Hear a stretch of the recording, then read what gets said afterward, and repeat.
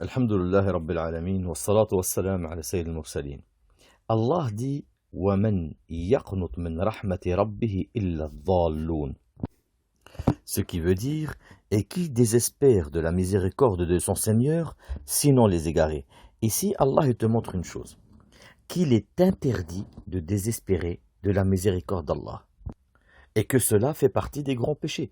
On en a la confirmation par rapport au hadith de Abdullah ibn Abbas que le prophète sallallahu alayhi wa sallam a dit, quand on lui pose la question c'est quoi les grands péchés, il a dit ash-shirku billah wal ya'su min rawhillah wal amnu min makrillah. Le shirk, le fait de désespérer de la miséricorde d'Allah, et le fait, comme on a cité dans les derniers cours, le fait de se sentir à l'abri du stratagème d'Allah. Et Rawa Abdul Razzaq que Abdullah ibn Mas'ud radiallahu anhu wa ardah a dit أكبر الكبائر الإشراك بالله والأمن من مكر الله والقنوط من رحمة الله واليأس من روح الله. Ça veut dire les plus grands des péchés, c'est le shirk, le fait de se sentir à l'abri du stratagème d'Allah, le fait de désespérer de la miséricorde d'Allah. On va expliquer quelle est la différence entre le qunut min rahmatillah wal ya's min rawhillah. Mais avant tout, en quoi ça consiste le fait de désespérer de la miséricorde d'Allah? Qu'est-ce que ça veut dire? Et on doit savoir ce que ça veut dire pour pas le faire. C'est ça le but de la compréhension du Coran et de la Sunna, c'est de comprendre ce que ça veut dire pour qu'on puisse les appliquer. Le Coran n'est pas là seulement pour être lu. Allah il t'envoie un message. Il te parle pour te faire comprendre quelque chose. Il te parle, il te montre ses attentes qu'il attend de toi. Comment tu vas lui obéir? Qu'est-ce qu'il t'interdit? Tu dois le comprendre pour le délaisser. Donc, qu'est-ce que nous ont dit les savants par rapport à qu'est-ce que le qunut min rahmatillah? Ça consiste à quoi? Comment je peux faire comment je sais que là je suis en train de désespérer de la miséricorde d'Allah? Eh bien, le qunut min rahmatillah, le fait de désespérer de la miséricorde d'Allah, il peut être de plusieurs manières. Une des manières, par exemple, est qu'ils disent ce péché-là, Allah ne va pas le pardonner. Ça ne sert à rien que je fais. Tu vois? Non, ça ne sert à rien que je continue. J'ai trop fait de péché. J'ai trop fait de péché. Allah ne me pardonnera pas. Hada c'est haram, les joues. Et ça peut être pour un péché, ou ça peut être quelqu'un qui va désespérer de la miséricorde d'Allah envers lui-même. C'est-à-dire, il te dit, oui, je sais que Allah, il pardonne, etc. Mais moi, j'ai trop fait. Allah ne me pardonnera pas. Hada c'est haram, les joues. Et c'est exactement ce que veut de toi le shaitan. C'est exactement ce que veut de toi le shaitan. Parce qu'en réalité, si tu fais l'amn, tu te sens à l'abri de la miséricorde, du stratagème d'Allah, ça va enlever la peur de ton cœur.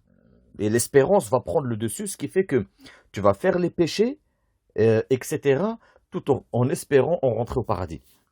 Alors que le fait de désespérer de la miséricorde d'Allah, ça va enlever l'espérance de ton cœur et mettre que la peur, et tu vas délaisser les adorations parce que voilà, ça sert plus à rien que moi. Non. Et en quelque sorte, ici, c'est comme si tu amoindrissais la grandeur de la miséricorde d'Allah. Et subhanallah, ce qui est incroyable, wallahi, le Coran, il y a réellement tout dedans, wallahi. Le prophète, il nous dit que Al-amn min makrillah il est haram. Et que le qunut min rahmatillah il est haram. Ça veut dire, tu dois pas te désespérer de la miséricorde d'Allah au point de te dire c'est bon, je suis perdu, ça sert plus à rien que j'adore Allah.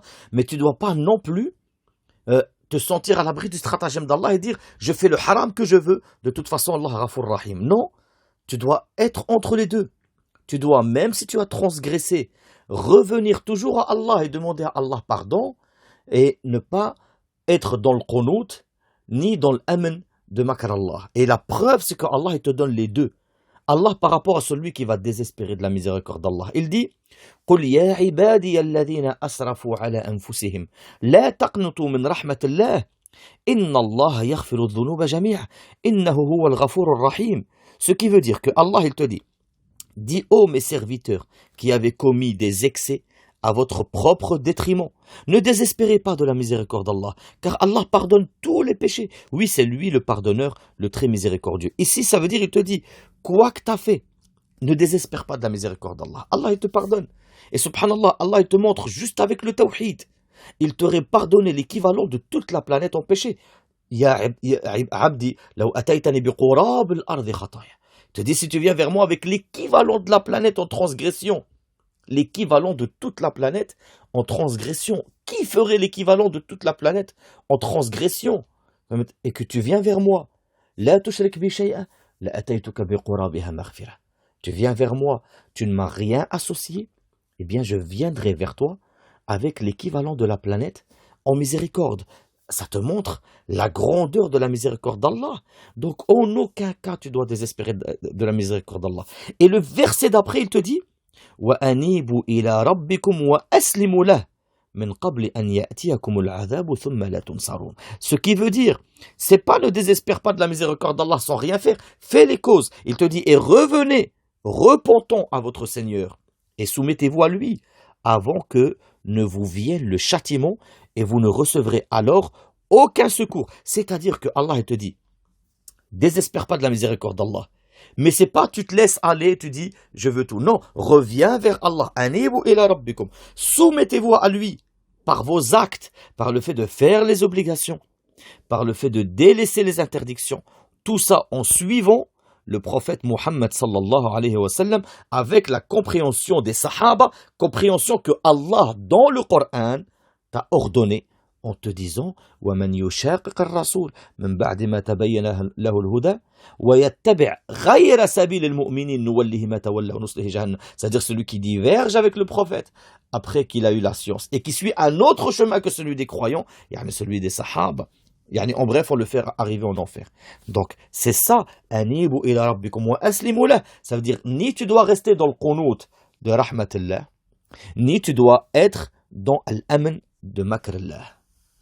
Et une petite parenthèse pour les frères qui peuvent, ça peut arriver, ou ça peut, même pour les sœurs, qui va faire un péché, comme une sœur qui va tomber dans la fornication, et elle craint sa famille, etc., ou un frère qui a beaucoup fait de péché, et il désespère de la miséricorde d'Allah, au point que tu lui dis, fais la prière, ma sœur, mets le voile. Non, pour les gens comme moi, non, c'est trop tard. Non, non, non. Allah, il te dit qu'il va te pardonner si tu te repens à Allah. Allah, il te donne un ordre, il te dit, Astaghfiru rabbakum, thumma tubu ilayh.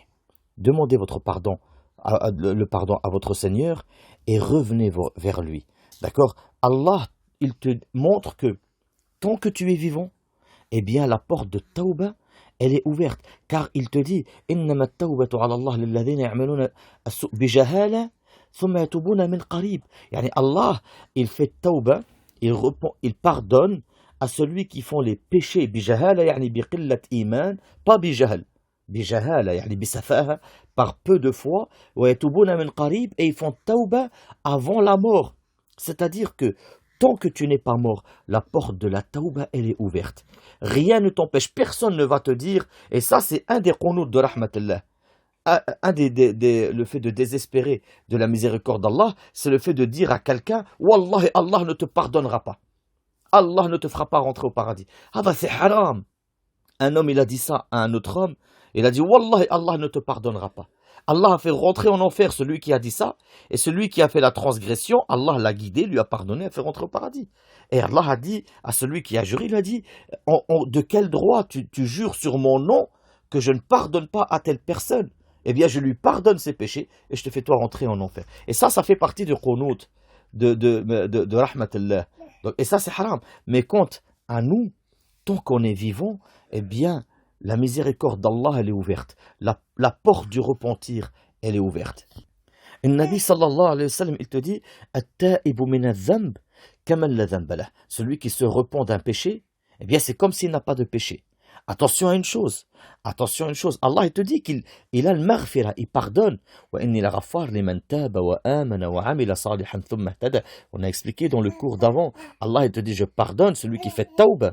En premier, les mantab, at-tawbah, Allah a des conditions, comme regretter le péché. Et le prophète, sallallahu alayhi wa sallam, il te dit, an-nadamu tawbah, le regret est une tawbah. Et par la même occasion, décider fermement de ne pas refaire le péché. Même si tu le refais, tu refais tawbah. Mais au moins, tu décides dans ton cœur de ne pas le refaire. C'est pas tu fais tawbah et tu dis, bon, à la prochaine, Inch'Allah. C'est comme si tu te moques de la religion d'Allah. Aussi, parmi les conditions de tawbah, le fait de s'éloigner de ce péché. Al-iqla' an adh-dhanb. Aussi, si tu as tu fais tauba, tu dois le faire pour Allah. C'est pas quelqu'un, par exemple, il monte pour cambrioler une maison, il trouve la police, il redescend, il dit astaghfirullah atubu ilayh parce qu'il a trouvé la police. Non, ça c'est pas une tauba, ça c'est la police qui l'a empêché. Tu dois te repentir pour Allah, ça veut dire qu'il n'y a rien entre toi et le haram et tu ne le fais pas. D'accord? Si c'est quelque chose que tu as pris de quelqu'un ou son honneur que tu as bafoué, tu lui rends son droit, tu lui rends les biens que tu lui as pris. Ou tu dis aux gens, si tu as menti sur quelqu'un, oui, j'ai menti sur lui, en réalité, c'est quelqu'un de bien. D'accord? Et que ça soit avant al-gharghara. Ça veut dire avant que ton âme, elle atteigne le degré où ça y est, tu vas mourir. Et le prophète, sallallahu alayhi wa sallam, il dit Inna Allah yaqbalu tawbat al-abdi ma lam yugharghir. Le gharghara, c'est quand certains ulama, ils ont dit إذا بلغت الروح الحلقوم, يعني quand l'âme, elle arrive au niveau de la gorge, elle va sortir, il commence à respirer en faisant une sorte de gargouillement. C'est son âme qui va sortir en fait. Et la tauba, elle doit être avant que le soleil se lève de son couchant. Car le prophète, sallallahu alayhi wa sallam, dit Man taba qabla an tatlu'a ash-shamsu min maghribiha, taba Allah alayh. Celui qui se repent avant que le soleil se lève de son couchant, Allah lui pardonne. Et si tu fais le péché, et d'ailleurs, si tu fais le péché, tu vas faire le péché, et plein de péchés, tous, sans exception. Nabi nous dit Kullu ibn Adam khata. Chaque fils de Adam, il est khatta. Khatta bisirat al-mubalagha. Ça veut dire qu'il va faire beaucoup de péchés. Mais les meilleurs des transgresseurs sont ceux qui se sont repentis. Et Allah aime ceux qui se repentent. Inna Allah yuhibbu at-tawwabin wa yuhibbu al-mutatahhirin. Allah, il aime ceux qui se repentent. C'est-à-dire, si Allah t'a accordé que tu te repens à lui, que tu reviens, que tu décides de ne plus faire le péché, etc., c'est que Allah, il t'aime. Et de là, on comprend réellement l'erreur gravissime de certaines personnes qui vont critiquer ou juger quelqu'un par rapport à des péchés qu'il a fait dans le passé et qu'il se repentit. Subhanallah, Allah lui a préservé ses péchés et toi, non, tu cherches à le divulguer pour l'humilier. C'est une petite parenthèse, on en parlera la prochaine fois, mais que ceux-là sachent que Allah va les humilier. Ça, c'est une promesse de la part du prophète Mohammed sallallahu alayhi wa sallam dans un hadith authentique, que celui qui court derrière le péché de quelqu'un pour l'humilier, Allah va l'humilier, même s'il est caché dans le plus profond de sa chambre. Mais quant à nous, transgresseurs, eh bien, alhamdulillah, Allah nous a ouvert la porte de la tauba. Et en plus de ça, Allah avancera toujours vers toi beaucoup plus vite que ce que tu vas avancer vers lui. C'est-à-dire que le moindre petite cause que tu vas faire pour Allah, Allah Azza wa Jalla en fera beaucoup plus pour toi. Et d'ailleurs, il a été rapporté que le prophète sallallahu alayhi wa sallam a dit Inna Allah azza wa jal yaqul ya ibn Adam qum ilayya amshi ilayk wamshi ilayya uharwil ilayk. C'est-à-dire, Allah il dit, le prophète sallallahu alayhi wa sallam il nous dit que Allah il dit ô fils d'Adam, lève-toi pour moi, lève-toi vers moi, je marcherai vers toi. Et marche vers moi, je me précipiterai vers toi. Subhanallah mon frère. C'est-à-dire que tu es dans le trou le plus profond de la transgression. Tu dis astaghfirullah wa atubu ilayh. Et tu cherches à remplacer tes péchés par les bonnes actions. Car le prophète sallallahu alayhi wa sallam dit wa khalit as-sayyi al-hasana tamhuha. Fais suivre le péché par une bonne action, il l'effacera. Dans un autre hadith, il dit wa ma amilta min su fa ahdith lahu tawba. Et tout ce que tu fais de péché, fais tawba immédiatement. Et à ce moment-là, quand tu décides de remplacer le péché par une bonne action, tu t'es élevé pour Allah, eh bien Allah marchera vers toi. C'est-à-dire que tu as fait la moindre petite chose pour Allah, Allah se précipitera vers toi et tu commenceras à sentir le goût de la foi. Par conséquent, ma sœur qui désespère de la miséricorde d'Allah, non, le shaitan t'a fait tomber dans le piège. Tant que tu es vivante, la porte de la tauba, elle est grande ouverte. Peu importe les péchés que tu as fait, fornication, alcool, drogue, ce que tu veux, reviens à Allah. Reviens à Allah et bi'idhnillah. Juste tape à la porte et Allah t'aidera pour t'ouvrir cette porte. Et ne désespère pas de la miséricorde d'Allah. Et ne crains pas ce que les gens vont dire de toi. Mets ton voile. Délaisse le haram, mets ton voile, va vers Allah, Allah se précipitera vers toi et wallah que tu n'y perdras pas au change car ce qui t'attend c'est un bonheur ici-bas car Allah te l'a promis. وَمَنْ يَعْمَلْ صَالِحًا مِنْ ذَكَرٍ أَوْ أُنْثَى وَهُوَ مُؤْمِنٌ فَلَنُحْيِيَنَّهُ حَيَاةً طَيِّبَةً. Et celui qui fait les actes de bien, homme ou femme, et croit en Allah, on va lui faire vivre une vie heureuse. Et de l'autre côté, Après la mort, c'est-à-dire un paradis éternel. Il y a dedans ce que nul œil n'a vu, ce que nulle imagination a imaginé de bienfaits, de ni'ma. Wallah, que tu ne perds pas au change. Pareil pour toi, mon frère. Précipite-toi vers Allah, peu importe ce que tu as fait. Peu importe ta réputation de criminel, de coureur de jupons, quoi que ce soit, délaisse tout et ne crains pas ce que les gens diront de toi, mais crains ce que Allah voit de toi. Délaisse tout et cherche à satisfaire Allah. Allah t'élèvera. Attention, petite parenthèse. Le qunut min rahmatillah, le fait de désespérer de la miséricorde d'Allah, c'est pas seulement par rapport à tout ce qu'il y a dans l'au-delà. C'est même par rapport à si tu es éprouvé ici-bas, par rapport à une chose. Tu subis une injustice, ou tu as quelque chose, quelqu'un ne peut pas avoir d'enfant pour l'instant, ou quelque chose qu'il veut de la dunya pour un besoin ou pour un droit, et que pour l'instant il ne l'a pas. Et il désespère, oui, Allah il me la donnera jamais, ou je pourrai jamais avoir ça. Ça rentre dans le qunut, dans rahmatillah, qui est haram. Non, parce que le verset où Allah il dit وَقَالَ وَمَنْ يَقْنُتْ مِنْ رَحْمَةِ رَبِّهِ إِلَّا الضَّالُّونَ, et a dit, ne désespère pas de la miséricorde d'Allah que les égarés. Ça, celui qui a dit ça, c'est Ibrahim alayhi salam. C'est Ibrahim. Pourquoi? Les anges, ils sont venus le voir, alors qu'Ibrahim alayhi salam, il était vieux, et sa femme, elle était stérile, et il ne pouvait pas avoir d'enfant. Sa femme, Sarah, était stérile, et Ibrahim alayhi salam était vieux.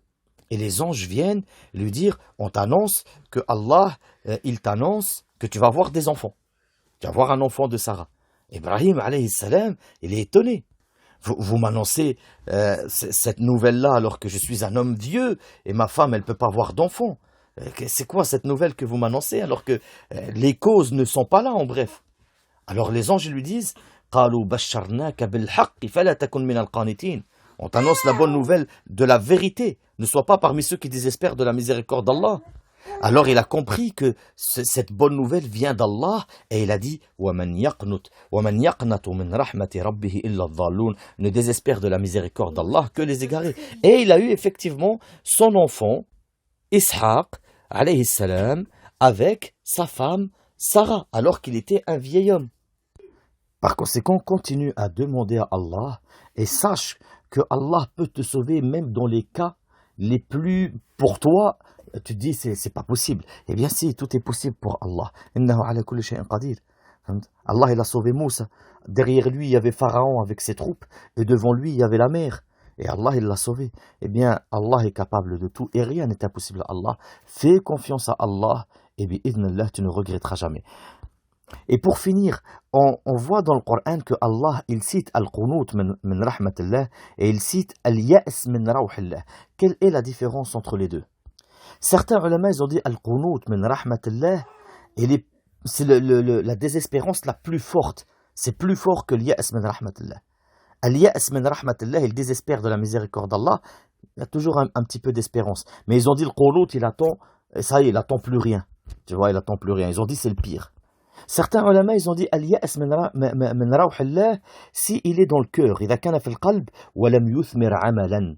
Si il est dans le cœur, il n'y a pas d'acte. Mais ils ont dit al-qunut min rahmatillah إذا كان في القلب وأثمر عملا وظهر على الجوارح. Al-qunut, si il est dans le cœur, mais il va avoir un acte dessus. Ça veut dire quelqu'un, yay'as min rahmatillah, ça va être dans son cœur, mais ça ne va pas changer, par exemple, cette adoration. Mais quelqu'un, yaqnut min rahmatillah, il désespère de la miséricorde d'Allah, tu vas la voir, par exemple, elle enlève le voile, ou il arrête la prière. Il y a une pratique sur sa désespérance, par conséquent, le qunut min rahmatillah, c'est pire, ils ont dit. Et certains ulama, ils ont dit le contraire. Ils ont dit al-ya's, c'est pire que le qunut. Pourquoi? Parce que Allah, quand il cite al-ya's, il le cite avec le kufr, et quand il cite le qunut, il le cite avec l'égarement seulement. Sur le ya's, il dit innahu la yay'asu min rawhillah illa al-qawmul kafirun. Ça veut dire que quand Allah il cite l'aïs, il dit ce sont seulement les gens mécréants qui désespèrent de la miséricorde d'Allah. Donc là, c'est quand il cite yay'as. Mais le qunut, il dit wa man yaqnut min rahmati rabbih illa adh-dhallun. Donc il dit, et qui désespère de la miséricorde de son Seigneur, sinon les égarés. Donc pour les frères francophones qui ne comprennent pas la différence, les deux c'est désespérer. Mais Allah va citer al-aïs dans un verset et va citer al-qunut dans un autre verset. Et quand il dit l'aïs, il parle de kufr, et quand il dit le qunut, bah, il parle d'égarement. Et c'est pour ça que certains ulama, ils ont dit huma mutaradifan, wala farq baynahuma. Ces deux mots, ils s'écrivent d'une manière différente, mais ils ont le même sens. Donc il y a ces significations-là par rapport à la différence entre man yay'as min rawhillah wa man yaqnut min rahmatillah. Wal ilmu 'inda Allah. Subhanakallahumma wa bihamdik.